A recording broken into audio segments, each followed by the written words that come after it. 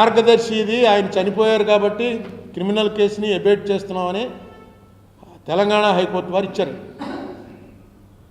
ఎందుకు ఇచ్చారంటే ఆ జడ్జిమెంట్లో ఏం రాశారంటే రెండు రాష్ట్ర ప్రభుత్వాలు ప్రాసిక్యూట్ చేయడానికి అంగీకరించట్లేదు, ఆయన కుటుంబ సభ్యులు అందరూ కలిసే వ్యాపారం చేశారని ఇంత క్లియర్గా సాక్ష్యం ఉన్నప్పటికీ రెండు రాష్ట్ర ప్రభుత్వాలు కూడా మేము ప్రాసిక్యూట్ చేయమంటున్నాయి. ఈ పరిస్థితుల్లో అసలు మనిషి చనిపోయాడు కాబట్టి మేము ఎబేట్ చేస్తున్నాం అన్నారండి. రిజర్వ్ బ్యాంక్ వాళ్ళు గట్టిగా అబ్జెక్ట్ చేశారు. వాళ్ళు వేస్తారేమో అని చూశాను, టైం అయిపోయింది, వాళ్ళు వేయలేదు. ఈ మధ్యనే సీఎం చంద్రబాబు నాయుడు గారికి, రేవంత్ రెడ్డి గారికి, గవర్నర్ రిజర్వ్ బ్యాంక్కి ముగ్గురికి ఉత్తరాలు రాశాను. ఇది చాలా బ్యాడ్ ప్రెసిడెంట్ చరిత్రలో లిఖించబడుతుంది. ఈ కేసుని ప్రెసిడెంట్గా తీసుకుని చనిపోయినటువంటి వారి కుటుంబం చేసినటువంటి ఆర్థిక నేరాలన్నింటినీ కూడా same Ramoji Rao versus Andhra Pradesh case ప్రకారం మాది కూడా కేసు కొట్టేయండి అని కొట్టించేసుకునే ప్రమాదాలు వస్తాయి. అందుకని మీరు విచారణ జరిపించండి. ఆయన చనిపోతే ఆయన కుటుంబ కొడుకు వచ్చి వేశాడు, ఆయన నేనే ఇక్కడి నుంచి కర్తనని, అది కొనసాగించండి అని చెప్పి రాశాను. దాని మీద ఏమన్నా రిప్లై వస్తుందేమో చూస్తాను. మా రమేష్ ఆల్రెడీ దాని కాపీ మా రమేష్ కూడా పంపాను, అల్లంకి రమేష్ మా అడ్వకేట్కి దాని కాపీ పంపాను. ఆయన కూడా కరెక్ట్ ప్రొసీజర్ చేశారు మీరని చెప్పాడు. ఉత్తరాలు రిలీజ్ చేస్తాను, మళ్ళీ దానికి ఉత్తరం రిలీజ్ చేయడానికి ఏముంది పెద్ద, చేయమంటే మీకు కావాలంటే పంపిస్తాను.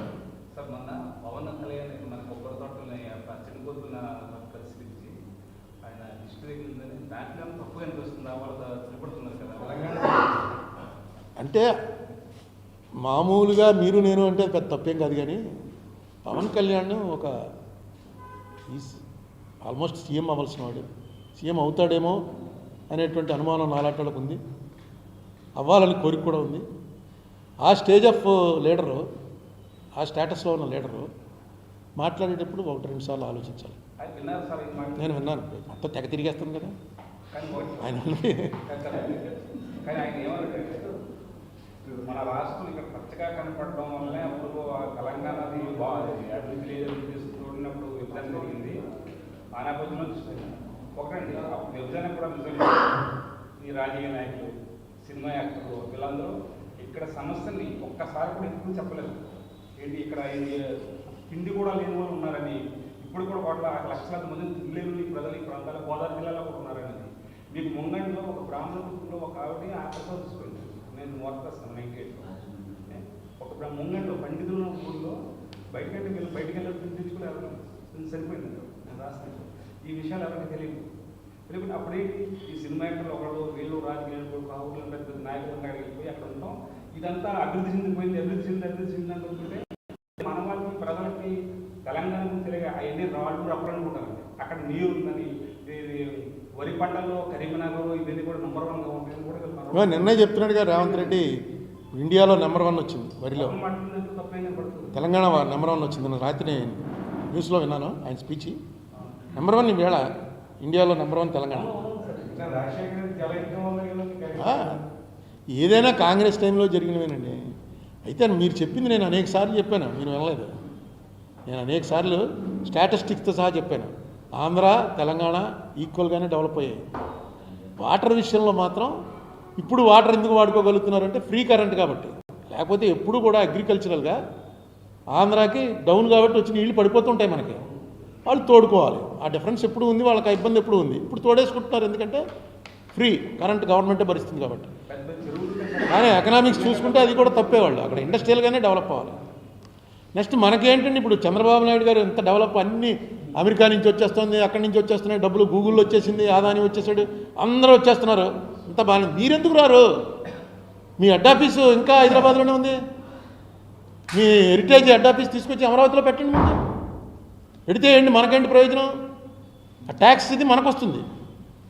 ఇన్కమ్ ట్యాక్స్, కార్పొరేట్ ట్యాక్స్ ఏదైతే కలెక్షన్ అవుతుందో, ఏ స్టేట్ నుంచి కలెక్షన్ అయితే ఆ స్టేట్ అకౌంట్లో పడుతుంది. అలాగే జగన్మోహన్ రెడ్డి, భారతీ సిమెంట్స్, సాక్షి, అతనికి ఉన్న వ్యాపారాలు అన్నీ హైదరాబాద్లోనే ఉన్నాయి, ఇక్కడికి రారు. సినీ పరిశ్రమ సరే అది ప్రైవేటు, వాళ్ళని మనం అడగలేం, వాళ్ళకి ఇష్టమైతే చేస్తారు. అది వీళ్ళిద్దరు ముఖ్యమంత్రులను ఇద్దరు కూడా స్టేట్ డెవలప్మెంట్ కోసం, అందులో చంద్రబాబు నాయుడు గారు ప్రధానంగా. ఈయన ఎప్పుడు 15 ఏళ్లలో మనం ఈయనకి నిజంగా తెచ్చినవన్నీ లెక్కేసుకుంటే ప్రపంచంలో ఉన్న ఇండస్ట్రీలన్నీ ఆంధ్రాలోనే ఉండాలి.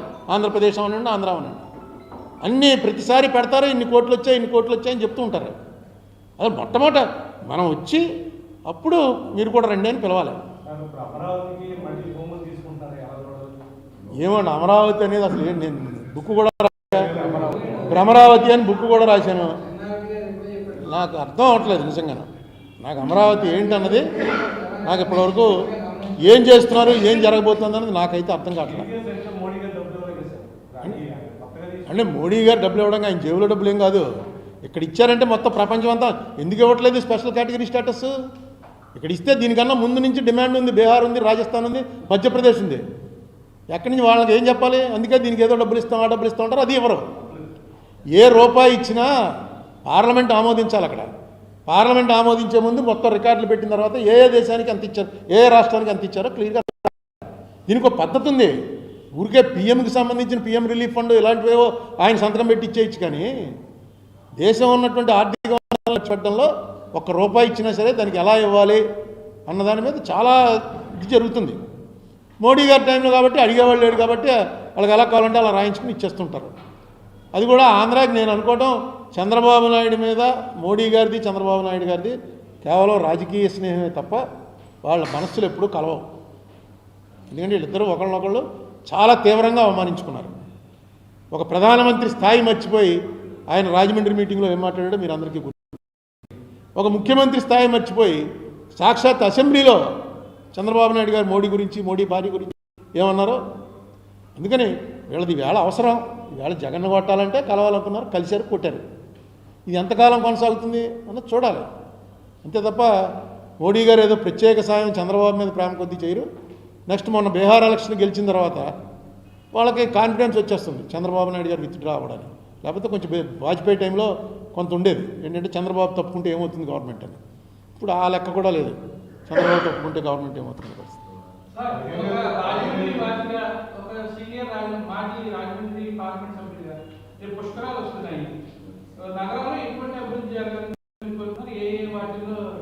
అంటే పుష్కరాలు అంటే వచ్చి పిత్రోదకాలు, మాత్రోదకాలు వదులుకుని మామూలుగా ప్రతి సంవత్సరం మేము బ్రాహ్మణం ప్రతి సంవత్సరం ఏదో చేస్తాం. కొన్ని క్యాస్టులు ప్రతి సంవత్సరం చేయరు. వాళ్ళకు అవకాశం 12 ఏళ్ళకి ఒకసారి వచ్చి ఆ వేళ తర్పణం ఇచ్చేస్తే నీకు రిలీవ్. అది అసలు పుష్కరాల వెనకాల ఉన్నది. దాన్ని లాస్ట్ పుష్కరాల్లో కొత్తగా 30 మందికి 10 మందికి తర్పణాలు వదిలే పరిస్థితి తీసుకొచ్చారు. పుష్కరాల్లో గవర్నమెంట్ చేయవలసింది లా అండ్ ఆర్డరే, ఇంకేమీ ఉండదు. క్యూ కంట్రోల్ చేయడం ఒకటే వాళ్ళ పని. అక్కడే ఫెయిల్ అయ్యారు. దాని మీద కమిషన్ వేస్తే ఆ కమిషన్ రిపోర్ట్లో ఒకసారి చదవండి. మరి మీరు పాత్రికేయులు కూడా చదవడం మానేస్తారు. ఆ కమిషన్లో ఏమని రాశాడంటే ఆయన రిపోర్టు, ముహూర్తం అనేది మూఢనమ్మకం అని రాశాడు. ముహూర్తం మూఢనమ్మకం అని రాశాడు ఆయన. ముహూర్తం మూఢనమ్మకం అయితే పుష్కరమో మూఢనమ్మకమే. మనం ఏదో ఒక సిస్టంలో వెళ్తున్నాం, పలానా ముహూర్తంలో మంచిదని. ముహూర్తం అనేది మూఢనమ్మకం అని రాస్తే ఇంకా దాని మీద అప్పుడు బీజేపీ వాళ్ళు వీళ్ళతో కలిసి ఉన్నారు కాబట్టి మాట్లాడలేదు. లేకపోతే ముహూర్తం మూఢనమ్మకం అంటామని పెద్ద అల్లరి చేద్దరు. మన సంస్కారం అంతా తీసి ఎక్కడో పారేస్తారు మీ కమిషన్ అని. ఇద్దరు కలిసి ఉన్నారు కాబట్టి మాట్లాడలేదు. ఒకసారి చూడండి, నెట్లో ఉంది, మీకు పంపమంటే పంపుతాను నేను ఆ కమిషన్ రిపోర్ట్ మొత్తం. సోమయాజుల కమిషన్ నేను అనుకోవడం సోమయాజులు గారు రాయలేదు అది నేను అనుకోవడం. ఎందుకంటే అది వచ్చిన టైంకి ఆయన ఒంట్లో బాగలేదు. ఎవడో చేత వాళ్ళు రాయించేసుకున్నారు. సోమయాజులు గారు సంతకం పెట్టేసి ఉంటాడు, లేకపోతే సంతకం కూడా వాళ్ళు పెట్టేసి ఉంటారు. ఏం పెద్ద కష్టమేం కాదు.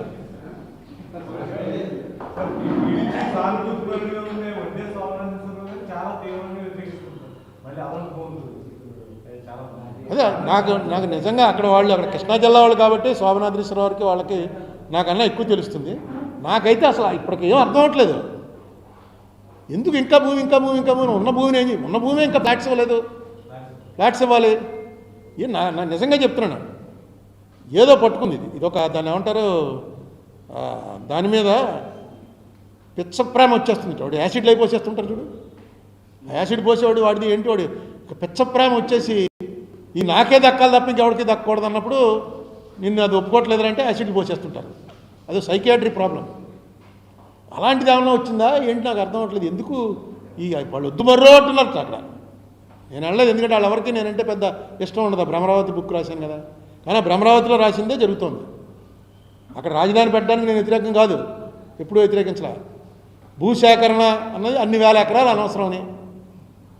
ఎందుకంటే హైదరాబాద్లో ఇన్నేళ్ళు ఉండి లెక్క ఇచ్చాను కదా, మీకు అందరికీ పంపించాను, గుర్తుందా? హైదరాబాద్లో ఇప్పటి వరకు ఎమ్మెల్యేలకి, ఎంపీలకి, ఐఏఎస్ వాళ్ళకి, ఐపీఎస్ వాళ్ళకి అందరికీ ఇళ్ల స్థలాలు, ఎన్జిఓలకి అనేక హౌసింగ్ స్కీములు పెట్టి ఇళ్ల స్థలాలు ఇచ్చి అన్ని ఆఫీసులు హైదరాబాద్లో పెట్టి మొత్తం అంతా ఎంత అయిందిరా అంటే 2250 ఎకరాలు. 2250 ఎకరాల్లో నిజాం టైం నుంచి రాజధానిగా ఉన్నది అక్కడ ఉంది. మనకేమో అసలు 30,000 సరిపోదు, 50,000 సరిపోదు, 70,000 సరిపోదు అంటాడు. ఎక్కడి నుంచి వస్తారు జనం?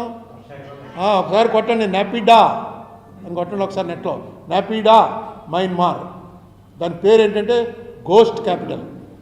మయన్మార్లో ఇలాగే కట్టారు, బర్మాలో మిలిటరీ గవర్నమెంట్ రాగానే కొత్త క్యాపిటల్ కట్టారు, రంగూన్ నుంచి తీసేసి, నాపిడా దాని పేరు. ఇప్పటికి అక్కడ 5 స్టార్ హోటల్స్ పెద్ద పెద్దవన్నీ కట్టారు. ఎవడో రాకపోతే స్టార్ హోటల్లో ఏముంటుంది? అందులోకి ఎవడో ఒకటి తీసి మొత్తం వీడియోలు తీసి పెట్టాడు. గోస్ట్ క్యాపిటల్, 10 వే లైను, 10 రోడ్లు అనమాట. ఒకటి సైకిల్ వేసుకుని వెళ్తున్నాడు, తీశారు, ఇది 10 వే లైన్ అని. జనం లేకుండా ఏముంటుందండి? అన్నింటికి మెయిన్ కావాల్సింది జనం. ఎక్కడి నుంచి వస్తారు జనం? మీకు 50,000 ఎకరాల్లో వచ్చి జనం ఉండాలంటే ఎంతమంది ఉండాలి? కనీసం మినిమం టు బిగిన్ విత్ ఒక 20 లక్షల మంది ఉండాలి. మనకి 20 లక్షల మంది ఉన్న సిటీయే లేదు ఆంధ్రాలో. ఒక సిటీ తీసుకెళ్ళి అక్కడ పెడతావా? పెంచుకుంటూ వెళ్ళాలి. నగరం నిర్మాణం అంటే నగరాన్ని పెంచుకుంటూ, పల్లెటూరు పట్టణం అవుతుంది, పట్టణం నగరం అవుతుంది. ఇక నగరం కట్టేయడానికి జనం ఎక్కడి నుంచి వస్తారు? ఏమో చూద్దాం.